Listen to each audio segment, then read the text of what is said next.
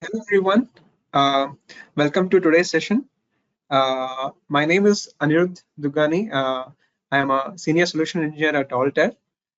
So this session will be of 30 minutes. So if you have any questions during the session, please put your questions in the chat box and we will get back to you once after the session separately, and we'll get in touch with you and we'll answer your queries.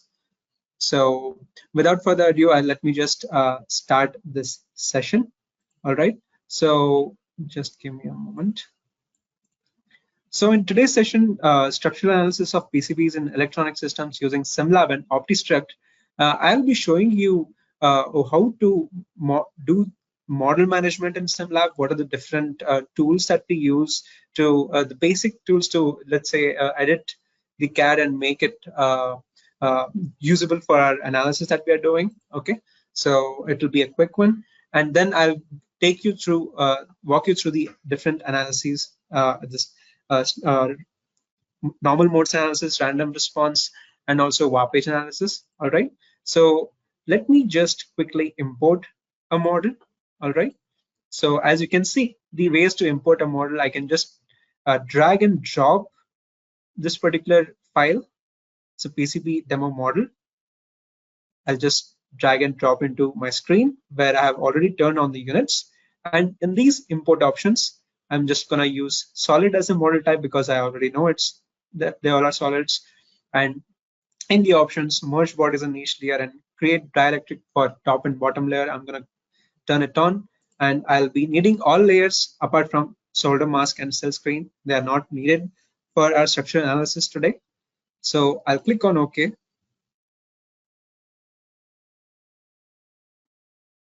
This will take a moment, a few seconds to import the CAD, the ECAD to be specific.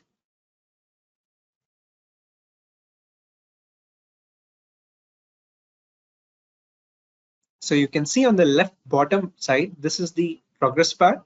So it will show us that the CAD is still being imported. The same goes with all the other processes as well. So now we have the CAD on the screen now. So as you can see in the assembly browser, I have the name of the model over here. Okay. And in the submodels, I have component bottom, component top, as well as the PCB bodies. All right. So all of these are part of PCB body, and then the component top and the component bottom. All right. So I can hide and unhide by clicking on these icons. So right after I have imported this ECAD, if I go to the material properties browser in this assembly browser, so you can see that copper pure and FR4 isotropic material are automatically loaded in database right after you import it. Okay. The next step that I will be doing is I'll go to the electronics menu. Okay. And I'll go to the layer definition. So my objective of doing this is that I would want to create a single body. Okay. For all these PCB bodies combined. Okay. I'll be creating a single body for all these PCB bodies combined, as well as I would want to create an equivalent homogeneous material for those PCB bodies. So as you can see, when I go to the layer definition under the electronics menu, I have all these different layers set over here, and I have the metal content for them defined as well. All right. So based on your experience or your inputs, you can change these, as well as the thickness of each layers can also be changed if you are going to maintain these bodies. In my case, I'm going to simplify the PCB layers, all these different layers that you can see here, with a single body, as well as I would want to create and assign equivalent material considering all these parameters to this newly created PCB body. All right. And I'll also say that replace the existing PCB layers. All right. So when I click on OK, as you can see on the left hand side, the component bottom and component top are exactly as they are. But in the PCB submodel, where there were different bodies over here, now we have a single CAD. Let me just hide these. Now we have a single CAD, and to which already the PCB equivalent material has been assigned. All right. So if I go to the properties over here, I can access it from here as well. And then if you would still want to change any parameters, the properties of these material, you can definitely do that. All right. So with this, let me just give you a quick overview on what are the different tools available in SimLab to, let's say, simplify this whole PCB model. All right. So let me start with this PCB body over here in the center. I'll right click and isolate it. Now, as you can see, there are a lot of small holes present in this PCB in the SCAD. All right. So these would not be needed for my analysis. So what I will do is I will get rid of these holes using the tool that is present in the geometry menu in the features, that is remove holes. All right. So I have different set of tools, different set of options in this tool. Okay. So either I can select a couple of holes, okay, or I can just say delete all holes or defeature all holes, excluding some of the holes. Or what I can do is I can provide minimum and maximum radius limit under which the all the holes in this range will be defeatured automatically. So I'll be going with 0 as a minimum radius and maximum radius as 1.5 mm. Okay, and I will choose this body, and let me give me a second. So I will choose this body, and then I will say okay. So as you can see, all those different holes over here in between, which were lying with the radius range of holes were 0 to 1.5 mm, have been automatically defeatured. Now we have a clean CAD. All right. So now let me keep this model as it is. All right. So, or okay, before that, there's one more feature I would like to show you here. Okay. So let's say now let's consider this as a simple PCB body, but still we have a lot of small components over here which might again not be needed for our structural analysis. So how do I identify all those bodies in case of a let's say a large PCB model? There might be many small components, right? So in order to identify them and get rid of them, so what I'll do is I'll go back to the electronics menu. So I have something called as identify bodies by size here. So I'm requesting SimLab to identify all the bodies in this particular model whose bounding box is smaller than 2 mm. All right. So I'll just click on show. So you see all these bodies are being shown over here. All right. So I've just isolated them. So all are these small bodies whose bounding box is lower than 2 mm. So I'll again select them and just click on delete. So now you see, if I turn on the SCAD again, so all these small bodies have been deleted, and I have a simplified CAD in front of me to proceed for the analysis. But before that, let me keep this model as it is, and let me go to another model to showcase you some of the different tools that might be again helpful to you in managing your ECAD. All right. So here, what I'm going to do is that, so in the same electronics menu, I'm going to use this show identical bodies in order to see there might be a lot of bodies over here. For example, all these bodies are identical bodies, right? So let's say what I'll do is I'll just say show identical, and I will, we have again different options over here. Okay, so these are my input bodies. Okay, then I have another option over here where I can select a particular body, okay, identical to a particular body. So what SimLab does is whichever bodies are identical to the selected body that I select here right now in this area, so all those identical bodies to that particular body will be segregated and highlighted and shown, as well as the create submodel for identical bodies is turned on over here. All those identical bodies will be put into a separate submodel over here. Right now, you can see there are no submodels over here. It's just all the bodies in this model. Okay, so instead of showing pointing out to one CAD and telling SimLab, requesting SimLab that I want to identify all the bodies identical to this particular body, I'll just say just identify all the identical bodies and put them into different submodels. Okay, so I'll just click on OK. Let me just turn this off, and now let me click on OK. So show identical succeeded. Okay, so in the output window, all the identical bodies have been put, and as well as if you see here in the assembly browser, all the, okay, give me a second. Let me,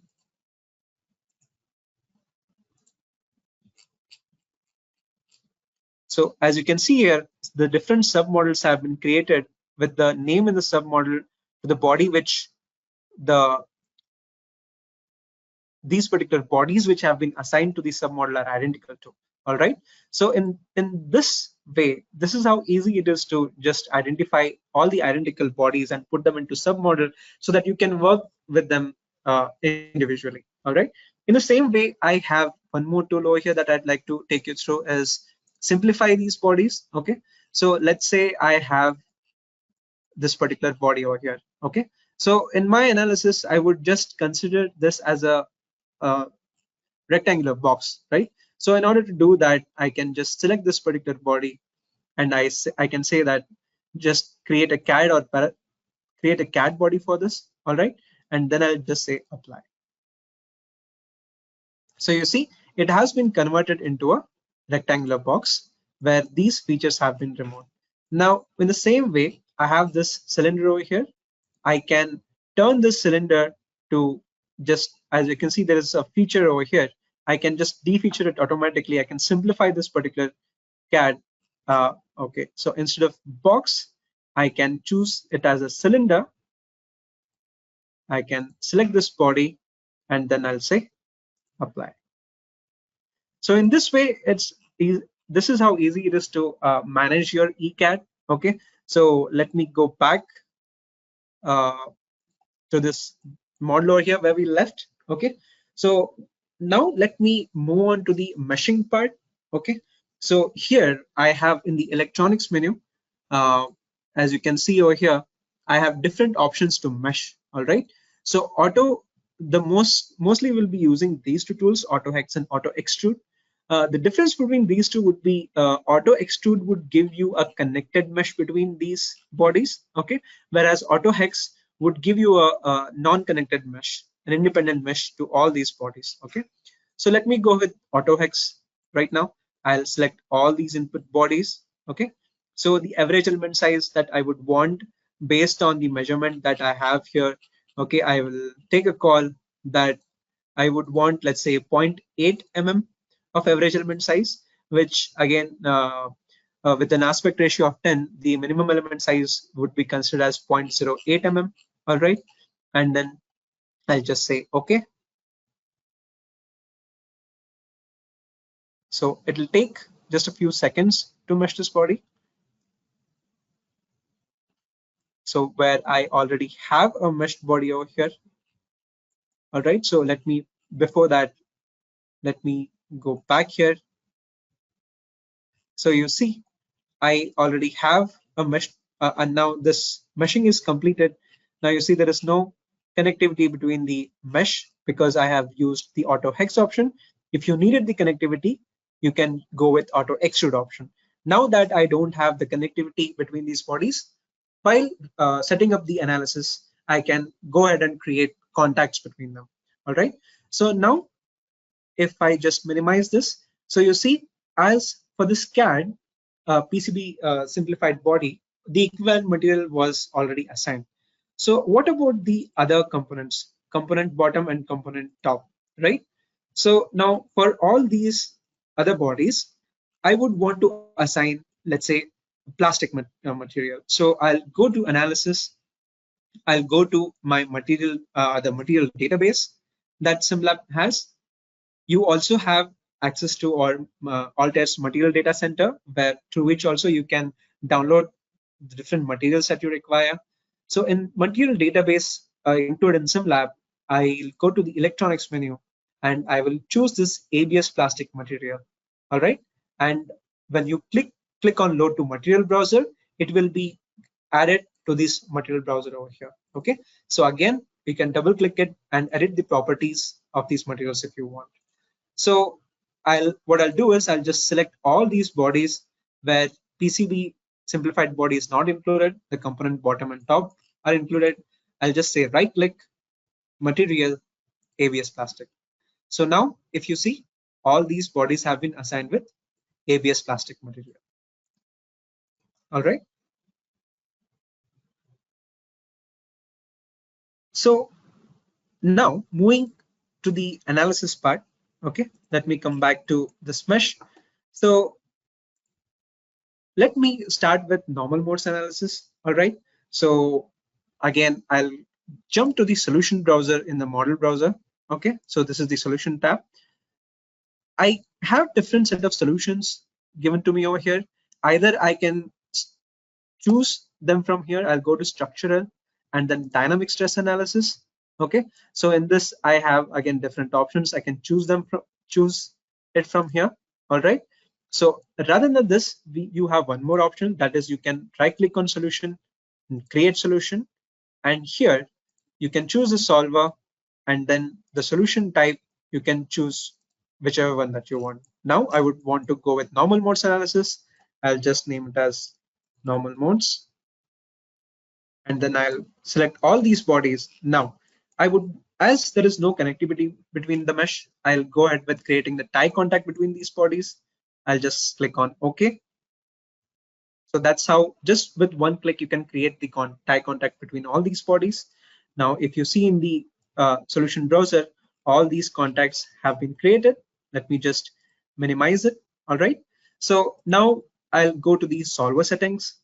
Here I would request for the number of modes to be 10 and the extraction method to be Langtos, and I'll say OK, and I'll just go ahead and solve it, which now SimLab is solving this solution locally in the background using the OptiStruct solver. Okay, and you can also, when a solution is running, you can also see the output log file. All right, and I have the results on my screen now. Okay, so you can see I have not constrained these this particular CAD, this particular model. Okay, so the first 6 modes are not useful for me, so I will start with the 7th frequency over here. Okay, so now let me just hide the results. Okay, and I can go and fix these ends. So I'll choose this, all these 4 holes using this quick selection filter. I'll just select one face and all the circular faces will be selected. All right, and then I'll solve it again.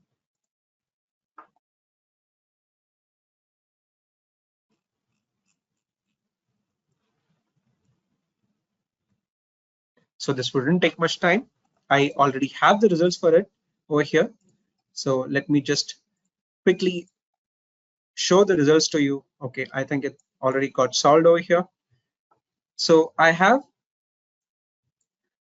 the modes over here now, the frequencies. Okay, so in the same way, I will create another solution. I'll just right click and hide the results. I'll go to create solutions. I'll say random response now, and I'll choose the random response solution type from here. I'll select all of these bodies and I'll say okay. Now the question would be, so one thing to notice over here is that as I'm creating the solutions, the tools that I would require for those solutions are automatically being aligned over here for my ease of access of these tools. All right, and as well as you can see how easy it is to set up different solutions in the same window of SimLab. Okay, I already had created normal mode solutions over here. In the same window, I have created random response solution. Now the best part is, let's say you don't have to start from the scratch to define the boundary conditions. Now, for example, I have all these contacts created. So instead of creating the contacts here again, what I would do is I would select all of these contacts from the normal mode solution.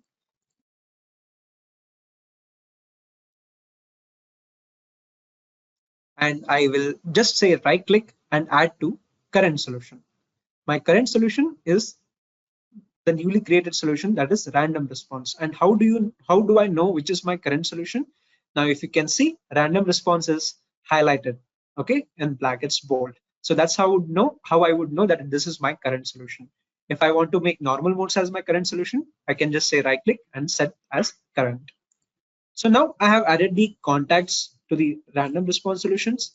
In the same way, I would need the constraints as well at the four ends. So what I'll do is I'll again go back to normal modes and I'll right click on the constraints and add to current solution. I have the constraints as well over here. Okay, so I literally saved my time in creating all the constraints, selecting those spaces.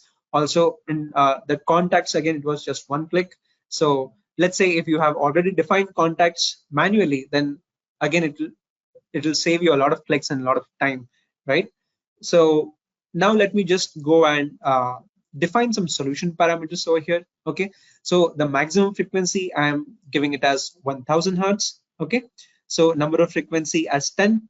Start frequency, let's take it from 300 to 400 hertz, taking it from our normal modes analysis. So I'll go with 300 hertz, and the increment I'll go with 50 hertz, right? And I'll just say okay. So okay, I have set the solution parameters. Now the next would be I have added the contacts, I have added the constraints. All right, so now let me go and apply a body force over here. Okay, so I'll select all these bodies, and then in the acceleration, the z direction, I'll give it as 1000 millimeter per second square. I'll say okay, and after this I would go and define a random excitation. Okay, so start excitation frequency, I would go with 0 hertz. End excitation frequency, I would go with 1000 hertz. Excitation type applied load, excitation load type body force, and in the body force I would select the excitation load that I've just created right now, the body force that I've created just now. I'll select that, and we are going to see the response to a random loading data. So for that, I am using this PSD curve. Okay, you can just say it, the graph also from over here. So I'll just click on OK now. So after this, I would just go ahead and solve this. So now it would take some time to solve. So I already have the results for it over here for random response solution. Okay, so I have the results over here. All right. So in the same way, now let's move to the Warpage part of this. Okay. So let me just. So in the Warpage analysis, what we are going to do is, firstly, we are going to apply 120 degrees Celsius temperature to one of the components in this PCB, and because of that temperature, we will see what stresses are being developed in the component. Okay, so coming back, so I am going to set up a thermal solution, that is again using OptiStruct solver. I'll set up a steady state heat transfer solution, and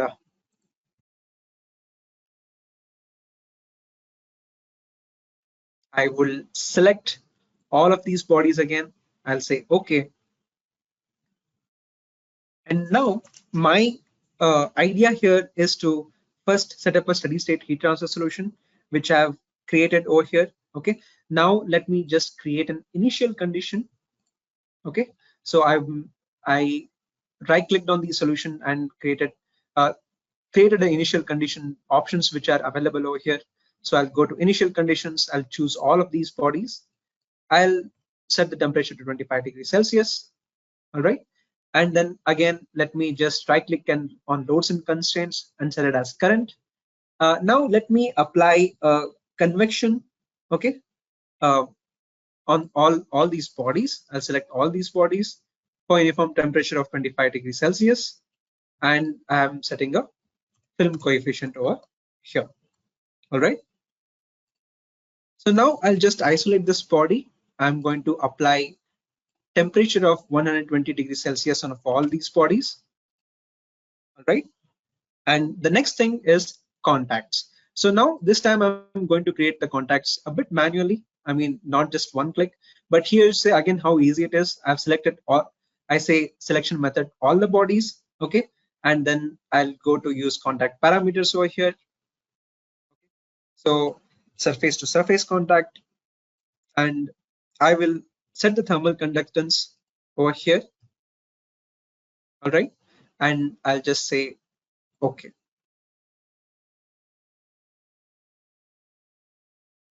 So now once I have done this, I will just run this solution.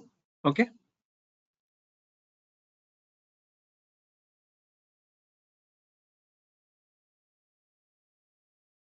So I already have the results for it in the over here.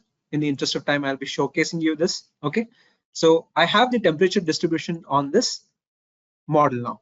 So what I will do is, now that I have the result for this, I think here also it got solved. Yes, it was pretty quick. Now I will create a structural solution, a linear static solution. Okay, I'll just name it as Warpage, and I'll select all of these bodies. I'll just hide the results over here, and I'll hide the loads as well. I'll select all of these bodies, create eye contact between these bodies, and again I would want the constraints on all the ends over here. So I would go to one of the solutions and I'll just add the phase constraint to the Warpage solution over here. Now I have it. Now one more thing I would do is I want the thermal results that I have from the thermal solution over here. Okay. So now what I'm doing is just a right click on the loads and constraints, and I'm going to include the temperature from the thermal solution that I have above. Okay. So once you see, I have included that mapped that thermal results onto this mesh that I have. I can even see the contour of it. Okay. So now I have it all ready. I'll just hide the contour again, and I'll just right click and click on update. So once I do that, I will have my results over here. In the interest of time, I'll just show you the results over here. All right, so now I have these stresses and displacement as well. So I can see the stresses over here because of the thermal loading that we have applied. All right, so in same way, you can also build the contour over here. Okay, you can change the animation modes. You can change the animation speed. You can also set the scale over here from these options. So I think it's pretty clear how easily we can set up these simulations in SimLab in just a single window. With this, I would like to end my session over here. I thank you all for your time. If you like the session, please again reach out to us if you want a detailed session. And yeah, over to you, Swapnil. Yep. Thank you. Thank you, Anirudh. Thanks. Thank you, Swapnil. Thank you, everyone.